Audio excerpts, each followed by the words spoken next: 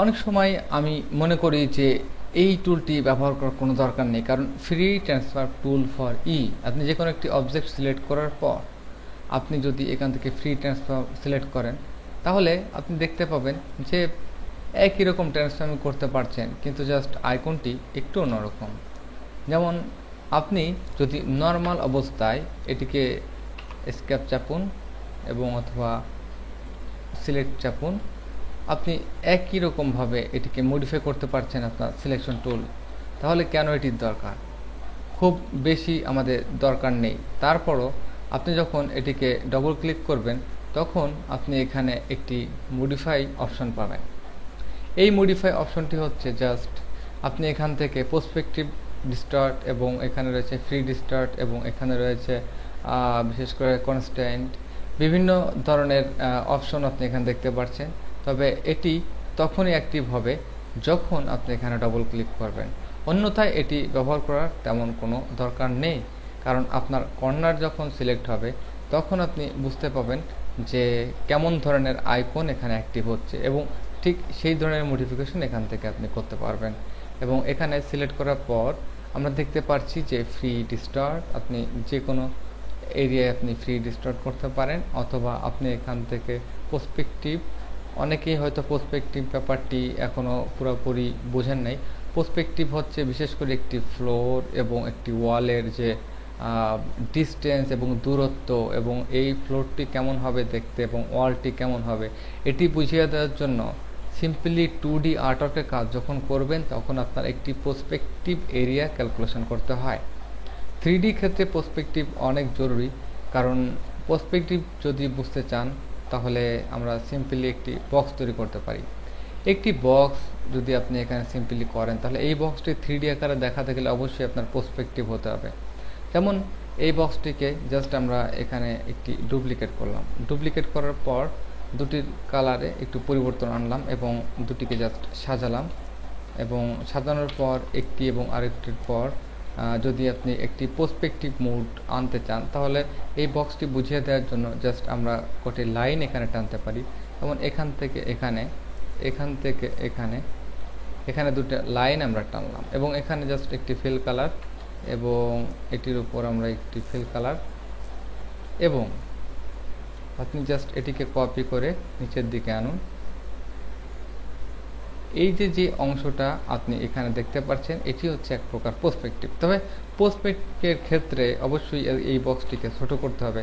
ছোট করলে আপনি দেখতে পাবেন যে এই বক্সটির যে এরিয়া, এবং এই এরিয়াটি আপনি জাস্ট চেঞ্জ করে দেখবেন যে আপনার চোখে আপনার এরিয়াটি জাস্ট পার্সপেক্টিভভাবে মনে হবে যে এটি 3D, এবং মনে হচ্ছে যে এটি দূরে, যার জন্য ছোট। তখন যদি আপনি একটি বক্সের মাধ্যমে এটিকে জাস্ট ভরাট করতে চান, এবং সেটি কিভাবে সম্ভব, তখন আমাদের এরকম পার্সপেক্টিভ মডিফিকেশনের দরকার। কেমন? যেমন এখান থেকে জাস্ট আপনি আপনার ফ্রি ট্রান্সফার টুল সিলেক্ট করলেন, এখান থেকে পার্সপেক্টিভ, এবং পার্সপেক্টিভের ক্ষেত্রে দেখতে পাচ্ছেন এখানে ছোট এবং বড়। আপনি জাস্ট এখানে একটু ছোট করলেন, ছোট করার পর আপনি এখান থেকে সিলেক্ট করলেন এবং এটিকে জাস্ট এখানে সিলেক্ট করলেন, কিছুটা রোটেশন করলেন। এবং সবথেকে বেটার আইডিয়া হচ্ছে যে আপনি যখন এটিকে পার্সপেক্টিভ করবেন, তখন অবশ্যই আপনার ফ্রি ট্রান্সফর্ম ব্যবহার করা উচিত। যেমন আমরা এখানে বক্সটি পেন টুলের মাধ্যমে যদি তৈরি করি, তাহলে পি চেপে এখান থেকে ক্লিক করে আমরা খুব সহজে একটি পার্সপেক্টিভ বক্স তৈরি করতে পারি। তো এই বক্সটি এখানে আমরা জাস্ট ইন্ডিভিজুয়ালি তৈরি করছি, যার জন্য আমরা এটিকে জাস্ট সব কটিকে সিলেক্ট করি, এবং অবজেক্ট এখানে প্রথমে আপনার লক করে নিতে হবে এবং Ctrl+2 দিয়ে। তাহলে আপনার পূর্বের যে এরিয়াটি রয়েছে, এই এরিয়াটি আর সিলেক্ট হবে না, এবং এটি সাকসেসফুলি আপনি ক্লোজ করলেন। এবং আপনি এটিকে জাস্ট ডিসিলেক্ট করেন, এটিকেও Ctrl+2 দিয়ে, আনডু, অবজেক্ট এখানে জাস্ট Ctrl+2 ফর হাইড, এটি Ctrl+2 ফর লক, এবং আরও একটি বক্স আমরা এখানে ক্রিয়েট করলাম। তিনটি বক্সের কালার আপনি 3 রকমের সিলেক্ট করতে পারেন এখান থেকে।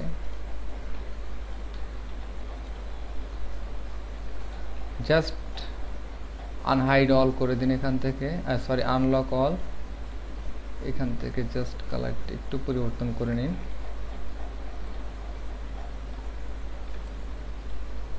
এখানে দরকার নেই। তাহলে আপনি বুঝতে পারবেন যে এখানে একটি 3D বক্সের মতো অঙ্কন করা হয়েছে এবং এখানে আরেকটু মডিফাই করা দরকার। যেমন এই এরিয়াটি বিশেষ করে আমাদের পার্সপেক্টিভ এরিয়া থেকে একটু ব্যতিক্রম লাগছে, কারণ এই বক্সটির এই এরিয়াটিকে আপনি যদি পরিবর্তন করতে চান সেই ক্ষেত্রে আপনি এখানে ফ্রি ট্রান্সফর্ম টুল ব্যবহার করতে পারেন। এখান থেকে জাস্ট ফ্রি ডিস্টার্ট এবং এখান থেকে ধরে আপনি এটিকে একটু সরিয়ে নিলেই আপনার বক্সটি অ্যাপ্রোপ্রিয়েটলি একটি 3D বক্স হিসেবে তৈরি হবে। এবার আসুন একটি জাস্ট সিম্পল বক্স এখানে অঙ্কন করুন এবং যখন আপনি ফ্রি ডিস্টার্ট করবেন বা কোনো দিকে ফ্রিভাবে নিতে চাবেন তখন আপনি এটিকে সিলেক্ট করে ফ্রিভাবে আপনি ইচ্ছা মতো ম্যাচিং করাতে পারবেন। আন্ডু। আপনি যখন পার্সপেক্টিভভাবে দেবেন তখন কোনো একটি এরিয়াকে সে অটোমেটিক ডিটেক্ট করে, যেমন আমি এখানে হাইড ভ্যালু, এখানে দেখুন যে হাইড ভ্যালু বিশেষ করে পার্সপেক্টিভভাবে এখানে আমার ডিস্টর্ট হচ্ছে এবং এটি হচ্ছে আমাদের ফ্রি ট্রান্সফর্ম। আপনি যে কোনো এরিয়া বড় ছোট টেনে এভাবে করতে পারবেন এবং এটি হচ্ছে আমাদের বিশেষ করে কনস্ট্যান্ট বা লিঙ্ক। আপনি যদি একটিকে এভাবে বড় ছোট করেন তাহলে আরেকটি অবশ্যই সেটির সাথে ইনভলভ থাকবে। তো এটি বড় ছোট করলে আমরা শিফট চেপে যেরকম বড় ছোট করি ঠিক একই রকম এখানে এটি বড় ছোট হবে। এটি হচ্ছে আমাদের এক্সট্রা বেনিফিট। তো যাই হোক, আপনি আপনার কাজটি সম্পূর্ণ করার ক্ষেত্রে এখানের অপশনগুলো সঠিকভাবে ব্যবহার করার চেষ্টা করবেন।